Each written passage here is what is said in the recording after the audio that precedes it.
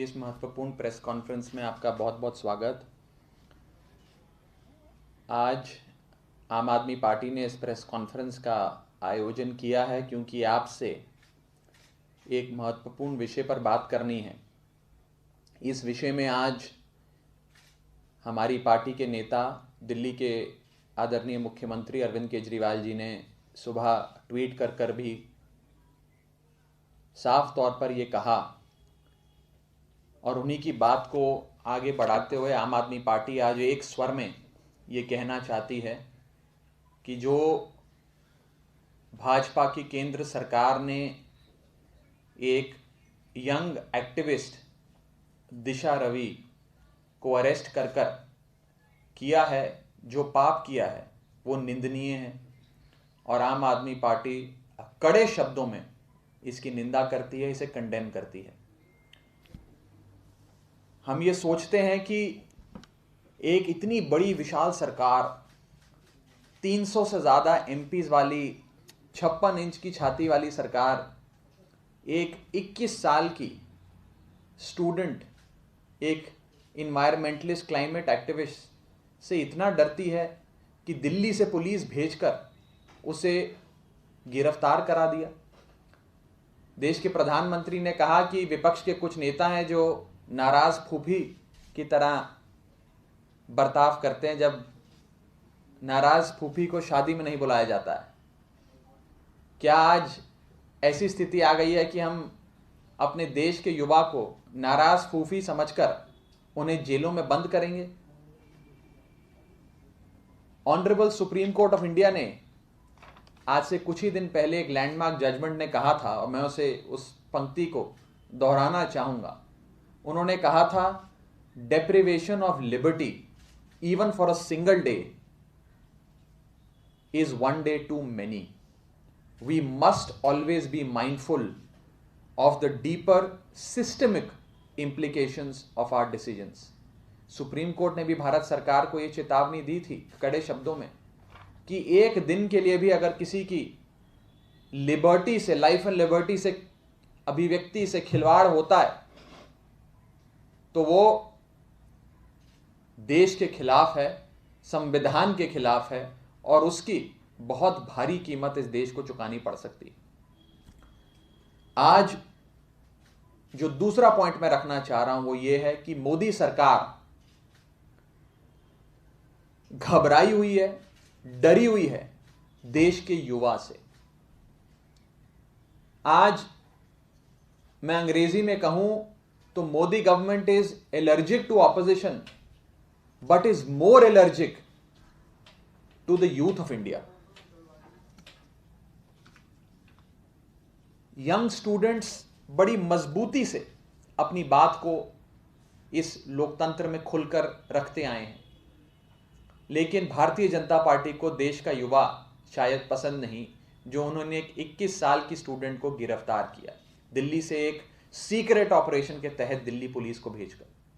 यह वही भाजपा है जिसके कई सारे नेता, जब मिसेस इंदिरा गांधी ने इमरजेंसी लगाई थी उस समय जेल में बंद हुए, जो अपने जेल में बिताए हुए कुछ महीनों को एक बैज ऑफ ऑनर की तरह पहनकर घूमते हैं, आज भी अपनी जीवन की सबसे बड़ी उपलब्धि में यह गिनवाते हैं कि मिसेस गांधी की इमरजेंसी में हम जेल गए क्योंकि हमें देश के लोकतंत्र की रक्षा करनी थी। जो बात बात पर 1970 के दशक की याद दिलाते हैं, आपातकाल की बात करके कांग्रेस पार्टी को घेरने की कोशिश करते हैं, आज वो लोग उसी हिसाब से एक अघोषित आपातकाल की ओर इस देश को ले जा रहे हैं। मैं उन लोगों से पूछना चाहूंगा कि आप कड़े शब्दों में 70 के दशक में लगाई गई इमरजेंसी की तो कड़ी निंदा करते हैं, लेकिन आज आप 21 साल के बच्चों को पुलिस भेजकर दूसरे राज्य से बिना ट्रांजिट रिमांड लिए, बिना कानूनी प्रक्रिया का पालन करे उन्हें जेल में बंद कर देते हैं। यह कहां का इंसाफ है? अगर यह आपातकाल नहीं है तो फिर क्या है आपातकाल? आज आम आदमी पार्टी, और मेरा तीसरा जरूरी पॉइंट आज की प्रेस कॉन्फ्रेंस का, आज आम आदमी पार्टी देश के सारे युवाओं से अपील करती है कि आप एकजुट हो जाइए और मिलकर एक स्वर में भारतीय जनता पार्टी की जो कोशिशें हैं इस देश में लोकतंत्र को समाप्त करने की, डिसेंट को सप्रेस करने की, उसके खिलाफ आवाज बुलंद करिए। हम अपील करते हैं आज देश के युवाओं को, द यूथ ऑफ इंडिया को, कि आप एक स्वर में साथ आकर और स्ट्रांग तरीके से, मजबूती से भाजपा सरकार को जवाब दें और उन्हें अपनी ताकत का एहसास दिलाएं। आज हम इस लोकतंत्र में बाबा साहब द्वारा दिए गए संविधान जिस देश में लागू है, इस देश में हर व्यक्ति को शांतिपूर्ण तरीके से विरोध दर्ज कराने की आजादी है। लेकिन आज एक 21 साल की बच्ची, एक 21 साल की भारत की बेटी दिशा रवि को अरेस्ट कर भाजपा सरकार ने यह दिखा दिया है कि यह सरकार कितनी डरी हुई है, कितनी घबराई हुई है, जो एक 21 साल की बालिका से डरती है, घबराती है, उसे अरेस्ट कर लेती है। क्या हमारा भारत इतना कमजोर है? क्या भारत के प्रधानमंत्री, प्रचंड बहुमत की सरकार भारतीय जनता पार्टी की इतनी कमजोर है कि वो एक 21 साल की भारत की बेटी से डर गए और 21 साल की भारत की बेटी को इसलिए अरेस्ट कर लिया क्योंकि वो 3 काले कानूनों का विरोध कर रही थी? आज ये दिन देखना पड़ेगा इस देश को। मुझे सोच कर भी मेरी रूह कांप जाती है कि उस बेचारी के माता पिता पर क्या बीत रही होगी। और उसके माता पिता का ध्यान करते हुए आम आदमी पार्टी ये मांग करती है, आम आदमी पार्टी साफ शब्दों में भारतीय जनता पार्टी की केंद्र सरकार से ये मांग करती है कि दिशा रवि को इमीडिएटली रिहा किया जाए, उसे तुरंत प्रभाव से रिहा करा जाए, उन्हें इमीडिएटली रिलीज किया जाए। अगर आप इसकी पूरी कानूनी प्रक्रिया भी देखें, दिल्ली पुलिस के लॉजिक सुने, तो आप भी उसी निष्कर्ष पे पहुंचेंगे कि ये अरेस्ट एक एक्स्ट्रा जुडिशियल अबडक्शन है। ये अरेस्ट सिर्फ एक एक्स्ट्रा जुडिशियल अबडक्शन है एक 21 साल की भारत की बेटी का। आज आम आदमी पार्टी इसी के साथ साथ ये भी कहना चाहती है कि ये 21 साल की एक भारत की पढ़ी लिखी बिटिया को अरेस्ट कर मोदी सरकार ने एक चीज साफ कर दी है, और वो ये है कि भाजपा की सरकार कितनी घबराई हुई है, डरी हुई है इन 3 काले कानूनों को लेकर, इन फार्म लॉस को लेकर, जिसका विरोध दिशा रवि कर रही थी। इतनी डरी हुई है, इतनी घबराई हुई है, इतनी ट्रॉमेटाइज्ड है, इतने फियर में है, इतनी स्केर्ड है, इतनी अफ्रेड है कि आज 21 साल की भारत की बेटी को अरेस्ट कर भाजपा सरकार यह साबित करना चाहती है कि कोई भी 3 काले कानून के खिलाफ अपनी आवाज ना उठाए। मैं इस मंच से आज भारतीय जनता पार्टी की केंद्र में बैठी सरकार से, दिल्ली पुलिस से यह भी पूछना चाहूंगा कि वो कौन सी 2 लाइनें हैं, वो कौन से 2 सेंटेंसेस हैं जिसका हवाला बार बार दिल्ली पुलिस दे रही है और ये कह रही है कि दिशा रवि को हमने इन 2 वाक्यों के लिए अरेस्ट किया। कौन से वो 2 सेंटेंस है? सार्वजनिक करें, बताएं। और क्या वो 2 सेंटेंस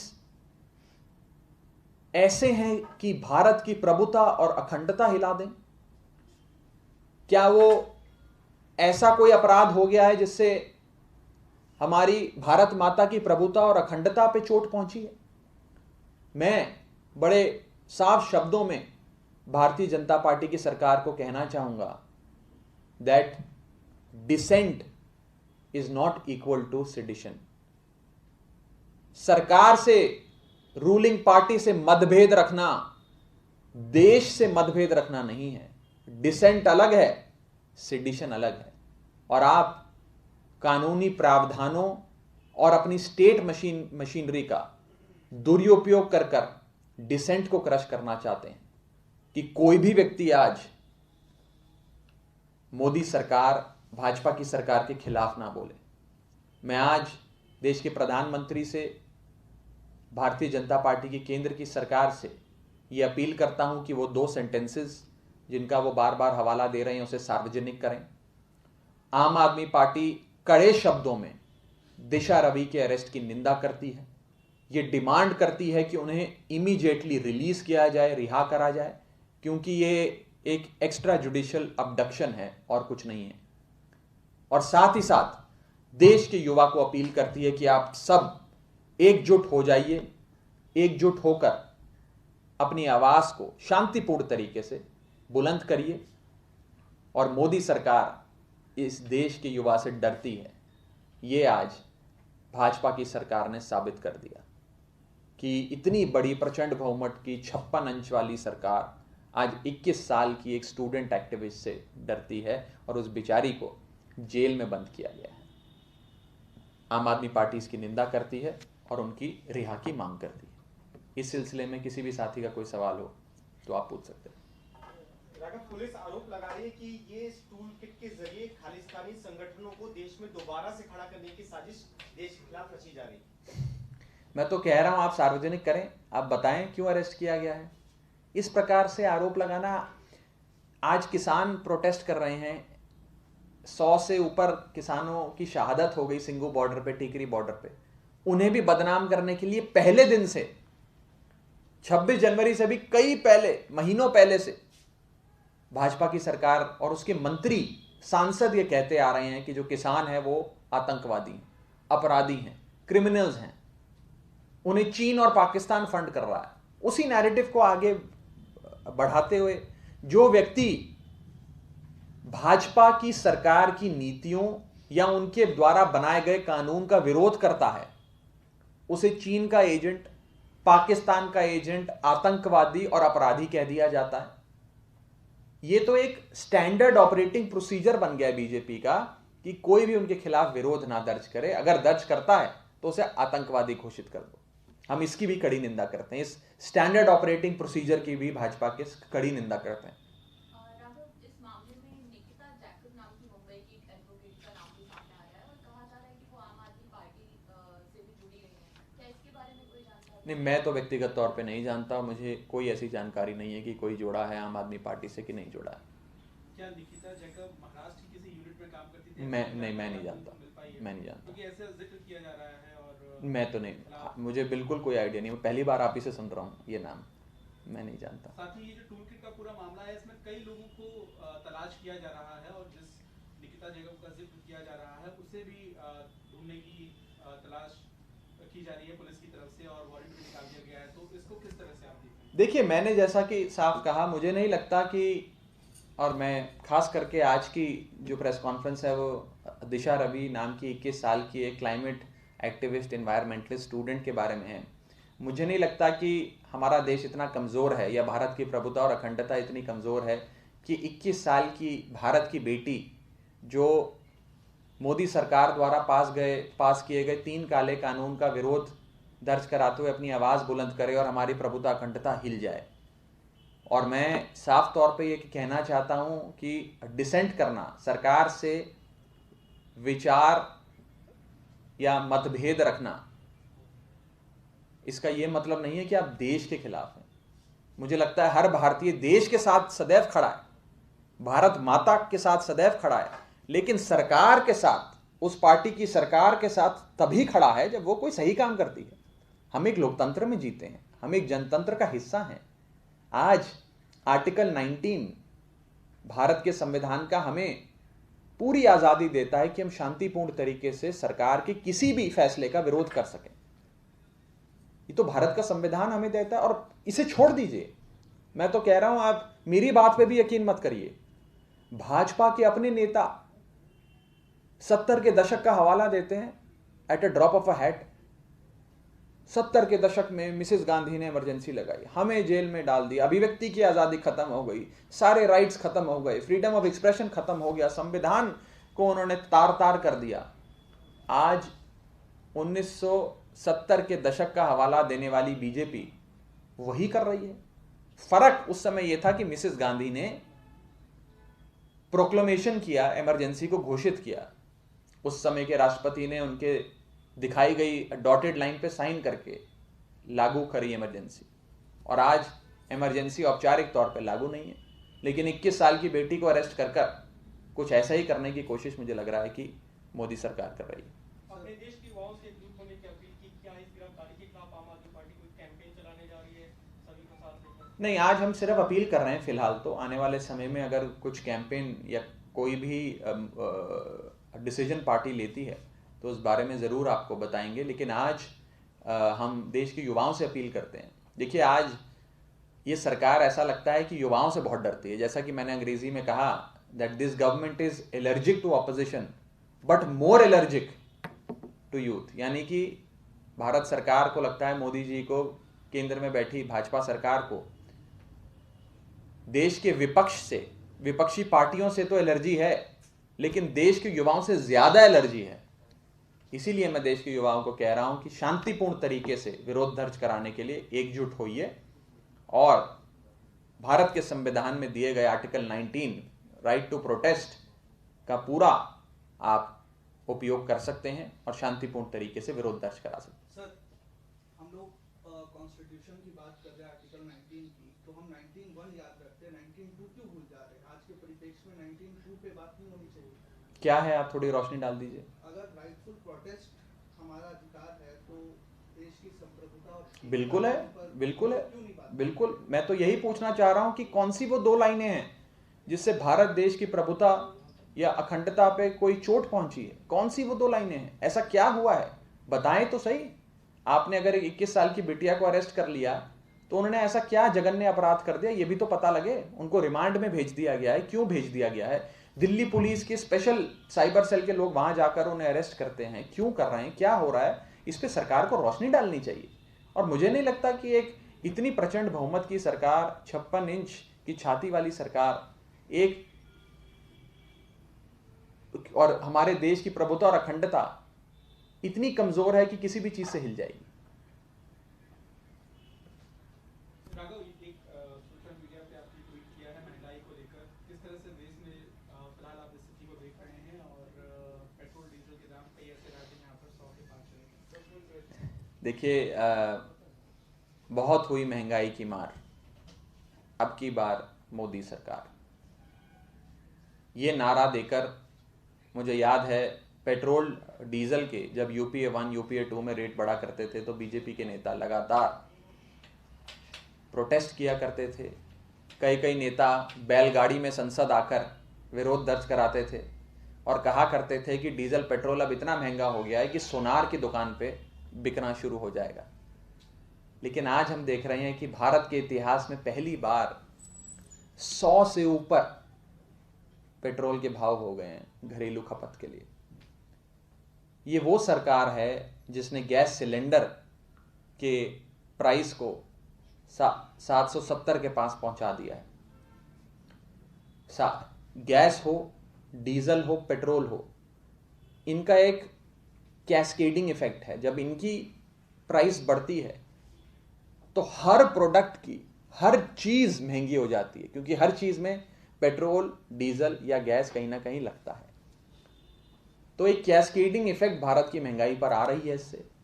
और बीते 6 सालों में, 7 सालों में बल्कि, मोदी सरकार ने एक्साइज ड्यूटी बढ़ाकर, कई प्रकार के नई लागतें लागू करके, लेवीज लागू करके पेट्रोल और डीजल के दामों को बढ़ाया है। जब अंतर्राष्ट्रीय बाजार में पेट्रोल, डीजल के दाम, कच्चे तेल के भाव गिरे, उसी हिसाब से भारत में भी गिरने चाहिए थे, लेकिन भारत में नहीं गिरे, क्योंकि मोदी सरकार बढ़ाती गई, एक्साइज ड्यूटी बढ़ाया, टैक्स बढ़ाया। इसके चलते आज 100 से ऊपर दाम पहुंच गया है पेट्रोल का। ये दुखद है, हम इसकी निंदा करते हैं और भारतीय जनता पार्टी को उन्हीं के पुराने बयान याद दिलाते हैं जब वो यूपीए 1 और यूपीए 2 का विरोध किया करते थे। लोगों ने यूपीए 1 और यूपीए 2 कांग्रेस पार्टी की महंगाई से परेशान होकर इनको वोट दिया था, लेकिन ये भी वही निकले, बल्कि उनसे भी 2 कदम आगे ही निकले। दिल्ली में बैठकर क्या आप राहत दे सकते हैं दिल्ली वालों को? देखिए, उस विषय में कई बार ऐसा सवाल आया है, कई बार दिल्ली की सरकार ने इस पे जवाब भी दिया है। आने वाले समय में भी आप सरकार से कोई सवाल पूछेंगे तो ज़रूर वो कुछ जवाब देगी। लेकिन कम तो वो ड्यूटी या वो टैक्स होता है जो बढ़ाया गया है। जो चीज़ स्थगित है, जो बढ़ाई नहीं गई, जो स्टेशनरी है, वो कैसे कम की जाती है? आप मुझे बताएं। एक्साइज ड्यूटी केंद्र में बैठी सरकार लगातार बढ़ाई जा रही है। मैं आपको आंकड़े दूंगा, आज मैं लाया नहीं आंकड़े, मुझे याद आ रहा, मैंने कई बार इसी मंच से प्रेस कॉन्फ्रेंस करी और बताया कि कैसे 700% से अधिक, अगर मेरी मेमोरी मेरा साथ दे रही है तो 700% से अधिक एक्साइज ड्यूटी में इजाफा किया गया था केंद्र में बैठी सरकार द्वारा पेट्रोल और डीजल के दामों पे। और एक बहुत बड़ा रिजर्व, उसका भी मैं अमाउंट भूल रहा हूं, कई हजारों करोड़ों का एक खजाना इस सरकार ने तैयार किया था हमारे देश में। और 2014 में, आपने अगर विस्तार से जानना चाहते हैं तो मैं बता देता हूं, मोदी सरकार ने सबसे पहले 2014 में अगर कोई फैसला लिया था सरकार बनते ही, तो वो ये लिया था कि हम पेट्रोल और डीजल के दामों को डीरेगुलेट करते हैं। यानी कि अगर कच्चे तेल के भाव अंतर्राष्ट्रीय बाजार में जो डॉलर बैरल पे होता है, अगर वो बढ़ेंगे तो हिंदुस्तान के घरेलू खपत वाले डीजल पेट्रोल के दाम भी बढ़ेंगे। और अगर वो गिरेगा, उसी मात्रा में हिंदुस्तान के घरेलू खपत के लिए पेट्रोल डीजल के दाम बढ़ेंगे। यानी कि इसको लिंक कर दिया, जैसे जैसे ये बढ़ेगा वैसे वैसे ये बढ़ेगा, जैसे जैसे ये घटेगा वैसे वैसे घटेगा। लेकिन हुआ ये कि अंतर्राष्ट्रीय बाजार में तो दाम घटते गए घटते गए घटते गए घटते गए घटते गए, यहां तक कि प्रधानमंत्री जी ने अपने आप को नसीब वाला भी कहा कि जब मेरी सरकार बनी तब 114-116 डॉलर प्रति बैरल था, ये घट के $20 प्रति बैरल पे आ गया। मैं नसीब वाला प्रधानमंत्री हूं। लेकिन जब घरेलू खपत के लिए डीजल पेट्रोल को गिराना था तो गिराने की बजाय उसी मात्रा में बढ़ाते गए, उल्टा काम किया, जिसकी वजह से आज डीजल और पेट्रोल के दाम आसमान छू रहे हैं और 100 के पार पेट्रोल हो चुका है। Thank you. हाँ जी, इस बार ये बजट घोषित किया गया है, क्या आप उससे संतुष्ट हैं? ये बजट तो basically it is to sell the family silver, जिसे अंग्रेजी में कहा जाता है सेलिंग फैमिली सिल्वर। जो रिसोर्सेज 70 साल में भारतवासियों के खून पसीने से बनाए गए थे, वो सारी चीजें बेचकर चंद उद्योगपतियों को फायदा देने का प्रयास है। एक पूरा रोड मैप है, ब्लूप्रिंट है। इस तरह का फैमिली सिल्वर जिसे कहते हैं, मुझे नहीं लगता कभी बेचा गया हो।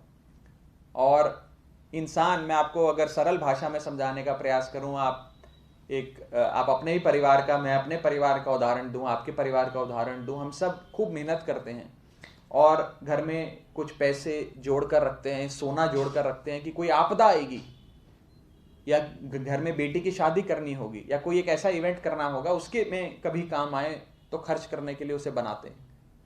इसे फैमिली सिल्वर कहा जाता है, जो ऐसे ही हर छोटी चीज पे नहीं बेचा जाता और कोशिश करी जाती है उसे भी ना बेचा जाए।